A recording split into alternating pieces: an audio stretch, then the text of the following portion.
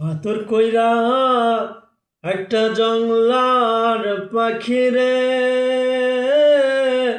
রাখলাম আমার বুকে ধরে কলিজা ভরে। আদর কইরা একটা জংলার পাখি রে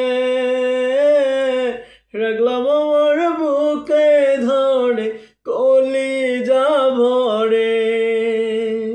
পোষ মানে না জংলার পাখি, পোষ মানে না জংলার পাখি, বুঝেছি অনেক পরে, আমি বুঝেছি অনেক পরে।